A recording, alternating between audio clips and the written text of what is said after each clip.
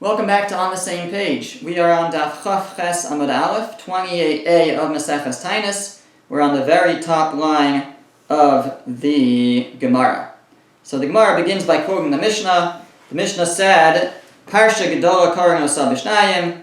This we talked about last week, that when these non-Kohanim would gather in the cities, in the shuls, so they would read from the creation of the world, from Isa Bereshis, and they would divide up, basically they would read 2 days of creation each day. They would divide up those 2 days, whichever one had the larger laning, so that would be 2 aliyahs, and the smaller one would be 1 aliyah, for a total of 3 aliyahs. Then the Mishnah says, and we're continuing at the second line of the Gemara, B'shachris uva musaf uva mincha karin al pien.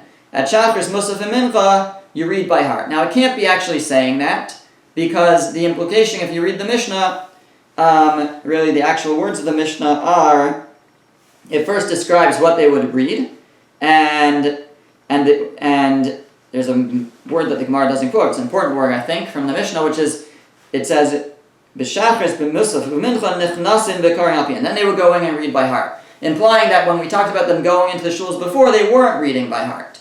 So the question basically is, it seems to be saying that Shachris, Musaf, and Mincha, they would go in and read by heart, but it's clear that that wasn't the case, that they always read by heart. So we have to know where to put the comma here, or the period. When is it speaking about the previous clauses of the Mishnah, where they would read from a Torah, and from where are we saying that they would read by heart, at which tefillas? So that's the Gemara's question. They asked the following question: how do you read this Mishnah? Heichi ka'amar, how are we to read this Mishnah? Do we read it that b'shachris uva musaf karing osa b'sefer, that at shachris and musaf we read it from a sefer, and so the Mishnah describes how they would lane, and then it says b'shachris uva musaf, period, and then you read uva mincha karing osa al peh, kikaring osa shema. And at mincha they would go in and read it by heart like they would read the Shema. Is that where you put the period? Shachris and Musaf going on the previous part of the Mishnah, where they would read from a Sefer Torah, and Mincha, and saying it's about Mincha that we're saying that they would read by heart. O Dilma, or maybe Hachi Ktani, this is how you read the Mishnah, B'Shachris Karno Sava Sefer. At Shachris, the Maimud would read from a Sefer Torah, period, after the Shachris, and B'Musaf Mincha Karno Sa Al Peh. And it's at Musaf and Mincha that they would read, both Musaf and Mincha, they would read by heart like a person reads the Shema. So which is it? Is it basically our question is about Musaf. Shachris, we know for sure they would read from a Sefer Torah about the creation of the world. Mincha, we know for sure they would read by heart. We want to know where does Musaf go? With which one? With Shachris or with Mincha? So the Gemara says, Tashma, come and listen to Tanya. We have a brisa that the brisa says explicitly how it worked. B'shachris uva musaf nechnasim lebeis haKnesses v'korin kederech shekorin kol hashana. At Shachris and Musaf, they would go in to the shul and read the same way they would read the whole year, meaning from a Sefer Torah. Shachris and Musaf, they would read from a Torah. Uva mincha, and at mincha yachid kara osal peh. At mincha, individual would read it by heart, specifically at mincha. But the way it says it is, an individual would read it by heart, so that's going to be problematic. Amar Rabbi Yossi, v'chi yachid yachal likros divrei Torah al peh v'tzibur. Asks Rabbi Yossi, is an individual allowed to read the Torah by heart in front of a tzibur? So there's a halacha that dvarim shebechsav yata rashai la'amram bal peh. Torah shebechsav, you're not allowed, the written Torah, you're not allowed to read it, to recite it by heart. Now the Gemara seems to understand that that's specifically in the context of a tzibur, of a congregation. A person can't get up in front of a congregation and recite psukim, recite verses from the Torah by heart. So how could it be, it seems to say here, Yachid Karo Sal Peh, an individual will read it by heart. It sounds like he's reading it to the whole congregation by heart, and that is prohibited. So rather what it means is Kula Nechnasin, everybody, all the people will go into the shul, V'karin Osal Peh, and everybody would read it by heart to themselves. Not that one individual would read it to everyone, everybody would read it to themselves. Kikaring as Shema, just like when we read the Shema, we are permitted to recite it by heart, even though it's verses from the Torah. And especially Shema, where we know it so well, we know it by heart. But this Gemara seems to say that individuals are allowed to read the psukim to themselves, just as they are allowed to read the Shema. But one individual cannot read it for the tzibur. Okay, the Gemara continues now with the next part of the Mishnah. The next part of the Mishnah had sort of a complicated discussion, a back and forth between Rabbi Akiva and Rabbi Yeshua. Rabbi Yeshua was actually recounting the opinion of, it was a conversation between Rabbi Akiva and Ben Azai. Ben Azai was recounting the opinion of Rabbi Yeshua, and what the discussion dealt with was, there were certain scenarios where we would say that the Maimad would not daven over the Karban. The Maimad in Yerushalayim, as at least how Rashi learned, the Maimad, the people, the Yisraelim gathered in Yerushalayim, whose job was to daven for the Karban, there were certain days where they wouldn't. So one of the days was when there was Halal, one of the days was when there was Musaf, and one of the days was when they brought the special Karban Eitzim, the special Karban of wood, and we're going to talk about that shortly, what that was about. But there was a machlokas, a back and forth between Rabbi Akiva and Ben Azai as to which karbanos would they not daven over, as a result of the fact that they were either reading Halal that day, or davening Musaf, or bringing the Karban Eitzim, but basically because they were busier, they couldn't do their regular duties of davening over the Karban. So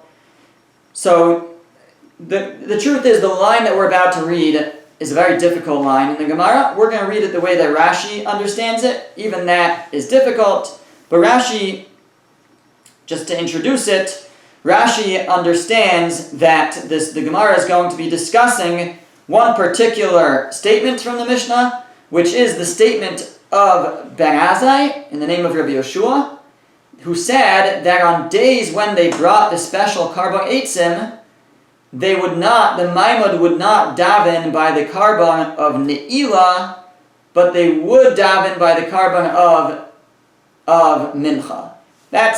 Which would be the afternoon Tamid, I suppose, the afternoon offering. So that's how Rashi on our Gemara understands that the Mishnah, and understands our Gemara to be speaking about. So just one more time, it's the statement of Ben Azai in the name of Rabbi Yeshua that on a day that they would bring the Karban Eitzim, the Maimad would not meet and daven over at Ne'ilah, they wouldn't daven Ne'ilah, but they would still daven at Mincha. So the Gemara asks, Ma hefresh bein zeh lazeh. What is the difference between this and that? Why is it that they would still daven Mincha, or at Mincha, but they wouldn't daven at the time of Ne'ilah? So the Gemara answers, Halalu divrei Torah v'halalu divrei Sofrim. The difference is that Ne'ilah is divrei, that Mincha is divrei Torah. It seems to be saying Mincha is Daraisa, and Ne'ilah is divrei Sofrim, is Dirabanan. Now, what do we mean Mincha is Daraisa? So we're not going to get into the full discussion of what parts of Tefillah are Daraisa or Dirabanan. There's different opinions in the Rishonim. According to the Rambam, the person has to daven once a day, midaraisa, according to Torah law, but that's it. Certainly, specifically, Mincha, it would seem, is not daraisa. But what does Rashi say here? Rashi seems to say that there's an aspect of Mincha which is daraisa, meaning it's already introduced in the Torah, because the Gemara says in Brachos that Yitzchak Avinu was mesaking Mincha. Avraham established Shachris, Yitzchak established Mincha. So Mincha already has a source in the Torah. Whether for us it's a mitzvah d'oraisa, a chiyuv d'oraisa, biblical obligation, probably not. But it has a source in the Torah, and therefore it has a stronger precedent, and therefore even on a day where they brought the Karban Eitzim, and I guess they were more busy and whatever, they still made sure to daven at Mincha time over the Karban that was brought at that time. However, at the time of Ne'ilah, since Ne'ilah is only Derabanan, it's a rabbinic invention, I guess, for to be said on for these Ma'amados to daven on Ne'ilah on their day, on their rotation. Right? We're not talking about Yom Kippur necessarily. We seem to be talking about just whenever it was your Maimad, when it was your turn, so you would have a Ne'ilah on that day, or that week really. So that Ne'ilah, though, was pushed aside if it was a day of the Karban Eitzim and they were busy with the Karban Eitzim. Okay, now the Gemara then goes on to discuss the Karban Eitzim, and it said, Zman Atzei Kohanim Va'am, the times of the bringing of the wood for the Kohanim and for the nation were as follows. Now it listed all the dates for each family when they brought the wood to the Beis HaMikdash. So it said in the Mishnah, it said, for example, that there were 9 different times. The first of Nisan was the Bnei Arach ben Yehuda. The 20th of Tammuz was the Bnei David ben Yehuda. The 15th of Av was Parish ben Yehuda. It gave dates when each of these different families would bring wood. So asks the Gemara, Tanu Rabbanai brings a brisa. Lama hutzruchu lomar, the rabbis talked. Lama hutzruchu lomar zman atzei kohanim v'ham. Why was it important to tell us the times that they brought the wood? What is the significance of this? What is this? So Amru, they said, to answer this question, Kisha'alu b'nei Agola, when the people came up from exile, lo matzu eitzim b'lishka. There was no wood stored in the lishka, in the storage house in the Beis HaMikdash. Right? The Beis HaMikdash is just being rebuilt, the second Beis HaMikdash, second temple, and there's no wood stored up. So the Amdu Elu, these families got up, visnadavu mishalahem, and they pledged to donate from their own wood. And when that happened, the kachisnu neviim shebenin. So at that time, the neviim, the prophets of the time, made a condition, and they said, "Shafilu lishka malaya eitzin." Even if the storehouses of the Beis HaMikdash are full of wood, you elu misnadvin shalahem. These families will be allowed to bring their own wood, an honor to bring their wood later into the Beis HaMikdash, because they were from the first to provide wood from the Beis HaMikdash.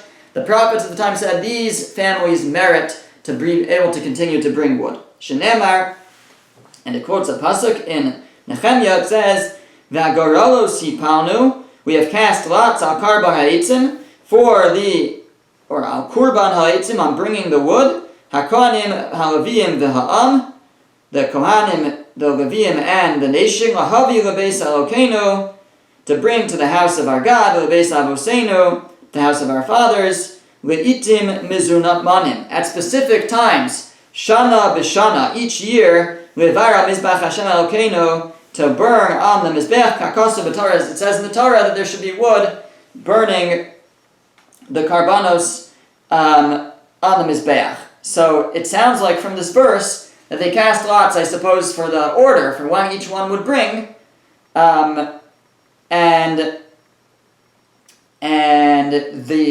these families were the ones who had brought, the families that I guess were part of the lots, were the ones who had stepped up and brought wood, and as a reward, they were honored that they could continue to bring wood at special times throughout the year.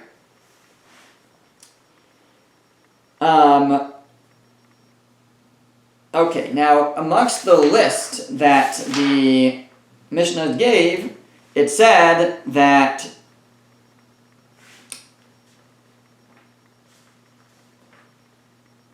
the 15th of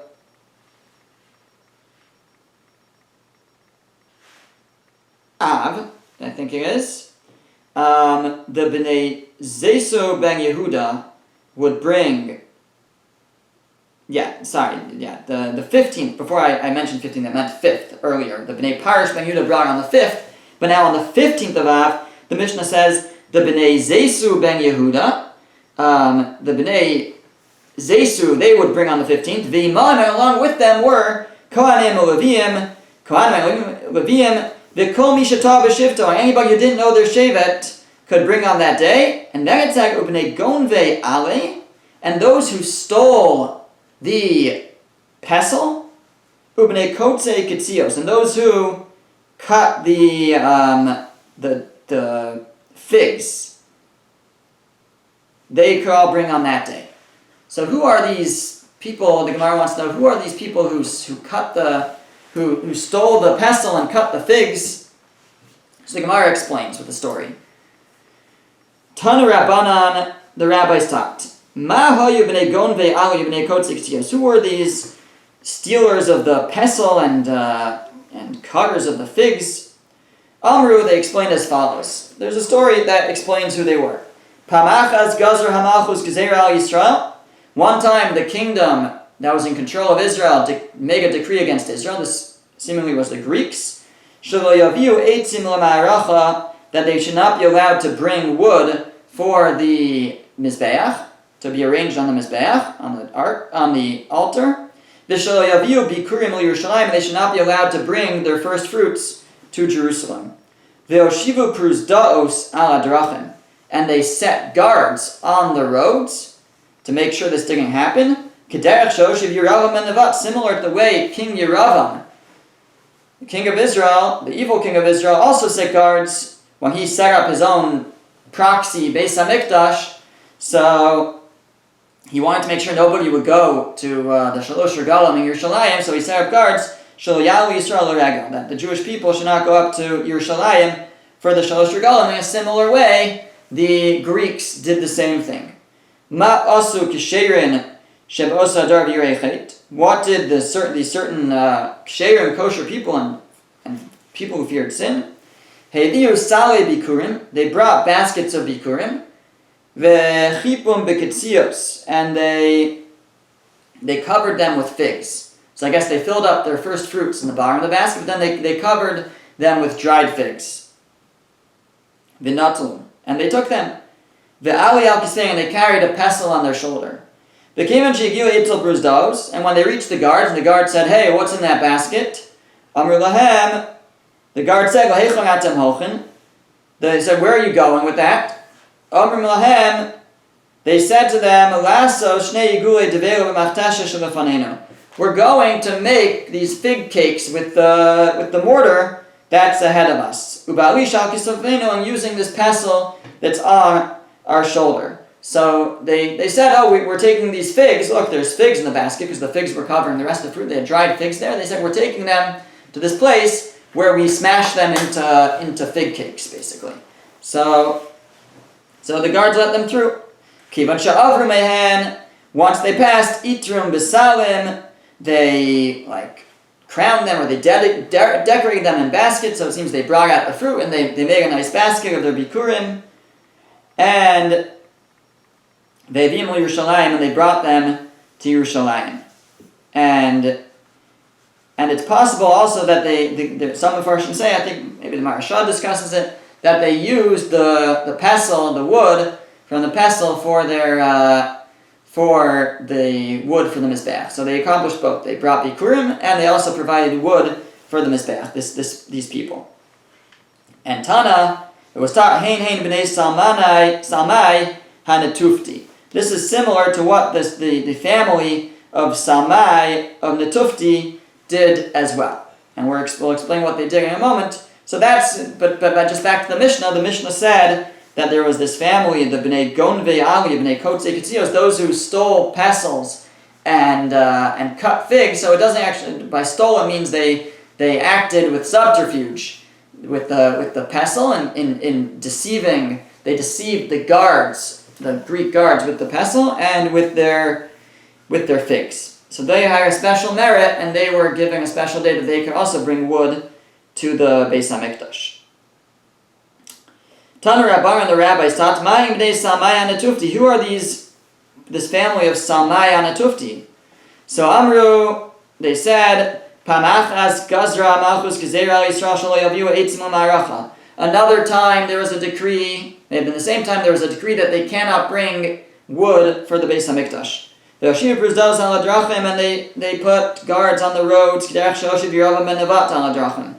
like King Yeravam ben Nevat put guards on the road, to prevent the Jewish people from going up for the pilgrimage of the Shalosh Regalim. Ma'asa Yirei Chet Sheba'osa Adar, what did those who feared sin in that generation do? Heviu Gizirein, they brought wood, Ve'asu Sulamos, and they built them, they turned them into ladders. They built ladders out of wood, Ve'nichla Kisfeim, and they put them on their shoulders, Ve'halchulam, and they started walking to Yerushalayim carrying these ladders. Kevan Shigiu Etzlan, when they reached the guards, Amr Lahem Le'echanatem Hochen. The guard said, "Where are you going with those ladders?" Amr Lahem, they said, "Lahavi gozalos mishovech shelefanenu." We're going to bring some birds from some chicks from the bird houses which are ahead of us. Ubisulam shal kisvenu, using the ladders that we're carrying. We need these ladders to get to these bird breeding sites. And there we're going to take some birds down with the ladders. That's what we're doing. Kevan sha'avr mehen, when they passed the guards, pirkum, they broke down the ladders into now pieces of wood, firewood. Ve'vium, and they brought them behelim liYerushalayim, and they brought them to Yerushalayim. And they used the wood for the Mizbeach. This was the Bnei Salmai HaNetufti. I'm not sure if there's a meaning to the word Netufti. Salmai maybe is related to the word Sulam, the ladders. They were called the Salmai, the ladder people of Netufti.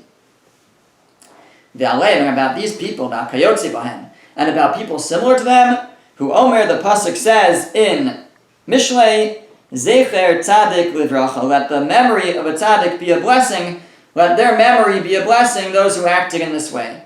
Ve'al Yeravam ben Nevat v'chaver, then on Yeravam ben Nevat and his friends, maybe we're calling the Greek guards his friends, Nemar, the pasuk says, the verse says, the same verse in Mishlei, the end of that verse, B'shem Rishayim Yirkov, and let the name of the evil rot.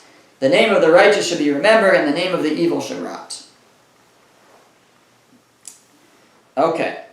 Now amongst the list of families who would bring the wood was that Be'esrim Ba B'nei Pachas Moab ben Yehuda. On the 20th were the children of Pachas Moab ben Yehuda. Now, who was that? The descendants of Pachas Moab. Who's Pachas Moab? So, one Tana Tat, B'nei Pachas Moab ben Yehuda, Hein, B'nei David ben Yehuda. They're the same people as the B'nei David ben Yehuda, the descendants of David ben Yehuda. Who's that? King David. So, earlier in the Mishnah, just a couple lines before this, a different family was listed, and that was, it said there, on the 20th of Tammuz, B'nei David ben Yehuda, the descendants of David, the son of Yehuda, would bring wood. And the Gemara understands this B'nei David ben Yehuda is talking about David HaMelech from the tribe of Yehuda. His descendants brought wood on the 20th of Tammuz. And now we have this B'nei Pachas Moab ben Yehuda, who would bring on the 20th of Av. So the Gemara is saying, this first Tana is saying those are the same people. And we know that David was a descendant of Moab. He came from Rus, who came from Moab. So that's why it's called here B'nei Pachas Moab ben Yehuda. That's the same as the descendants of David ben Yehuda. Divri Rabbi Meir, that's the opinion of Rabbi Meir. Rabbi Yossi says no. Hein B'nei Yoav ben Tzruya. They are the descendants not of David, but of David's general, Yoav. Yoav, the son of Tzruya. Why is Yoav, the son of Tzruya, called Pachas Moab? Because Tzruya was actually David's sister. And so she was also a descendant of Moab.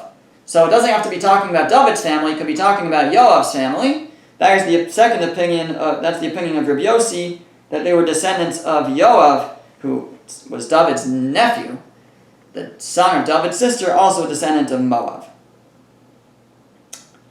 Be'esrim be'elul b'nei Adin ben Yehuda.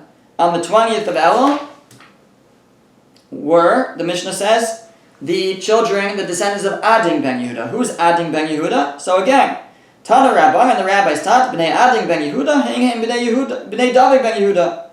That really refers to the descendants of David. David is called Adin. Adin means like delicate. Because David had certain qualities that he could be called delicate. Divri Rabbi Yehuda, that's the opinion of Rabbi Yehuda. Again, Rabbi Yossi argues, before it wasn't Rabbi Yehuda, it was Rabbi Meir with the first opinion. But before it was Rabbi Yossi arguing, and here it's also Rabbi Yossi arguing. Rabbi Yossi Omer, Hein b'nei Yoav ben Tzruya. No, that's the b'nei Yoav, the descendants of Yoav ben Tzruya, the nephew of David, also someone who could be described as Adin. The machlokus here revolves around a certain pasuk. The pasuk says, Rashi quotes it, the pasuk says, Adino ha'atzani. So it calls someone Adin. And it's not clear, I guess, from the pasuk if it's referring to David or referring to Yoav. So the first opinion, Rabbi Yehuda says it refers to David. And so Adin ben Yehuda, Adin refers to David. And the other opinion says it refers to Yoav. So Adin ben Yehuda refers to Yoav. Okay, now the Gemara quotes where the Mishnah actually repeated a name in the Mishnah. It said that be'echad b'teves sheba, on the first of Teves, b'nei parosh shnia. The b'nei parosh would bring for a second time. So the Gemara is going to ask if the Mishnah, when it talks about someone for a second time, it says shnia, the second time. So now we have questions on the previous opinions. Who said that David was mentioned the second time, or Yoav was mentioned the second time, then why didn't it say, we're mentioning them, they're bringing it for a second time? Why does it give them a different name and not acknowledge that it's the second time that they had a turn? That's going to be the Gemara's question. Mani masdising, who is the author of our Mishnah? Lo Rabbi Meir, v'lo Rabbi Yehuda, v'lo Rabbi Yossi. It can't be any of these previous opinions that we mentioned, of Rabbi Meir, Rabbi Yehuda, or Rabbi Yossi. Meaning our Mishnah must hold that these people, either that we were just discussing, Pachas Moab ben Yehuda or Adin ben Yehuda, have nothing to do with David or Yoav. Because if they did, then it should acknowledge that they are making mention for the second time. Because it acknowledges that by Parash ben Yehuda. So our Mishnah must hold that they're not descendants of David or Yoav. It says, Mani masdising, who's the author? Lo Rabbi Meir, v'lo Rabbi Yehuda, v'lo Rabbi Yossi. It's not any of these. Rabbi Meir, if our Mishnah was the opinion of Rabbi Meir, Lisni Shebo, Shavu b'nei David ben Yehuda, Shnia. It should say that they returned. That should be read Shavu. Also in the Mishnah, Shavu b'nei Parash Shnia, b'nei Parash returned again. So it should say that about David. Shavu b'nei David ben Yehuda Shnia. The children of David ben Yehuda returned a second time. Because again, earlier in the Mishnah, it mentioned David ben Yehuda. It said David ben Yehuda would bring, his family, his descendants would bring on the 20th of Tammuz. So if now we're repeating on the 20th of Av, it's also the Bnei David ben Yehuda, so then it should use the same formulation, the same wording as it did for Parash, and say, on the 20th of Av, Shavu b'nei David ben Yehuda, they returned. That's if it's Rabbi Meir. Rabbi Yehuda, and if it's Rabbi Yehuda, who Rabbi Meir, remember, was of the opinion that Pachas Moab ben Yehuda is David. Rabbi Yehuda is of the opinion that Adin ben Yehuda is David. But here we have the same question on him. Rabbi Yehuda, Lisni Shavu b'nei David ben Yehuda Shnia. It should also say, instead of saying b'nei Adin ben Yehuda, it should say Shavu b'nei David ben Yehuda Shnia. The descendants of David ben Yehuda came back a second time. And Rabbi Yossi, and if it's the opinion of Rabbi Yossi, Lisni Shavu b'nei Yoav ben Tzruya Shnia. It should say that the b'nei Yoav ben Tzruya came back twice, because according to Rabbi Yossi, both b'nei Pachas Moab ben Yehuda and b'nei Adin ben Yehuda are both Yoav. The B'nai Yoav. So we repeat. So it should also say the B'nai Yoav came back a second time and use the same style that did about Parash. So the Gemara answers, Li'olam Rabbi Yossi. Really, our Mishnah could be Rabbi Yossi. Utrei Tanai Alibad Rabbi Yossi. Just there's two opinions within Rabbi Yossi as to who it was that Rabbi Yossi said are the descendants of Yoav ben Tzruya. Rabbi Yossi didn't say it about both. Rabbi Yossi, one Taanis says Rabbi Yossi said it about Pachas Moab, that's referring to Yoav ben Tzruya. One opinion says that Yoav, that when the Mishnah says that Rabbi Yossi said it about B'nai Adin ben Yehuda, that's descendants of Yoav. But but nobody says that Rabbi Yossi said it about both. He didn't say it twice. He said it either here or there. It's a machlokas. The Mishnah is quoting two different opinions, or there are two different opinions within Rabbi Yossi. This, I guess, really is two brysas within Rabbi Yossi about whom he said it, but he only said it about one of them, not about both. Okay, we'll hold here. Thank you for listening. See you next week.